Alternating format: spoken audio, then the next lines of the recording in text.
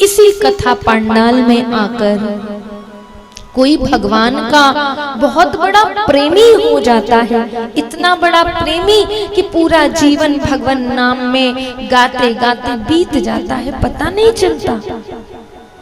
और इसी कथा पंडाल में आकर कोई चप्पल चोरी कर ले जाता है, इसी कथा पंडाल में आकर कोई किसी का मोबाइल चोरी कर ले जाता है, और इसी कथा पंडाल में कोई ठाकुर जी को अपना दुख दे जाता है।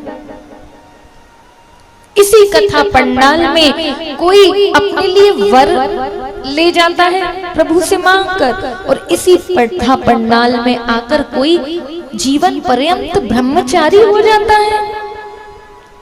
कथा तो वही है, लेकिन कथा का प्रभाव सबके लिए बदल गया, कथा का फल सबके लिए बदल गया।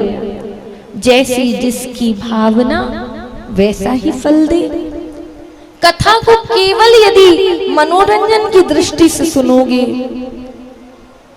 कि चलो भाई कथा हो रही है, हमारे रिश्तेदारों ने करवाई है तो जाना तो है, बढ़िया बढ़िया भोजन पाने को मिलेगा, रहने को मिलेगा, चकाचक, तो याद रखो कुछ मिलने वाला नहीं। आपके जितने सुकृत पुण्य हैं वो ले जाएंगे जहां आप आए हैं, आपके पास कुछ नहीं बचेगा। लेकिन प्रभु की कथा में ये सोचकर आएंगे कि हमारे प्रभु की कथा, हमारी राधा रानी की कथा है, हमारे ठाकुर जी की कथा है। ऐसा सौभाग्य कहां बार बार मिलता।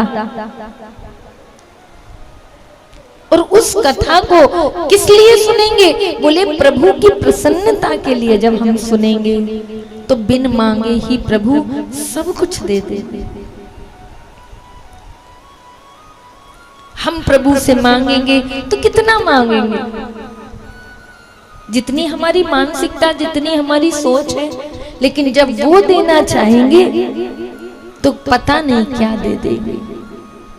जब वो देने पे आता है, जब वो देता है तो ढेरों पर ढेर देता है। जब वो देता है तो ढेरों पर ढेर देता है, और जब लेने पे आता है तो चमड़ी भी उधेड़ लेता है, चमड़ी भी उधेड़। उसकी कृपा बरस रही है। और उसकी कृपा का क्या लक्षण है कि हमारे बीच पूज्य गुरुदेव बैठे और संत का सानिध्य।